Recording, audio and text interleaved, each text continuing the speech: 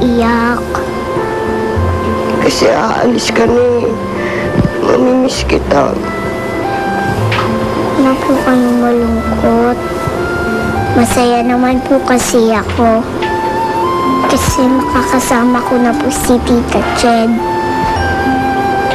Eh, di ba alam mo nga, ikaw na nga yung tinuturing kong anak kasi malayo ako sa anak ko. Tama na po, Yaya Lev. Ang importante, makasama ko na po ang pamilya ko. At saka po, dapat po, hindi na po ako dito. Kasi wala na si Papa Nick. Pero ikaw ang anak ni Sir Nick, di ba? Ikaw ang may karapatan dito, hindi yung ibang tao. Ikaw ang dapat nandito sa bahay na ito. Okay lang po yun. Kahit po maliit lang po ang bahay nila Tita Che. Basta po may nagmamahal sa akin. Di ba po ang importante ang mahal? Alam mo, Trudis, ang dami-dami kong natutunan sa'yo.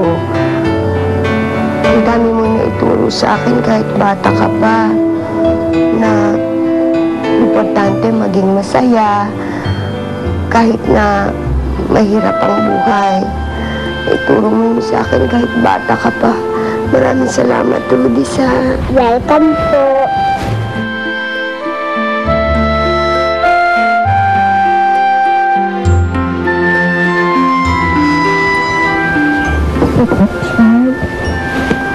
Trudis, ano, uwi na tayo?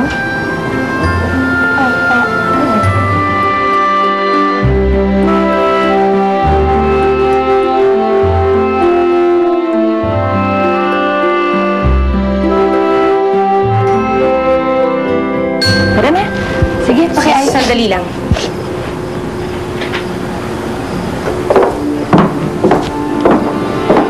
Hindi niyo pwede isama si Trudis.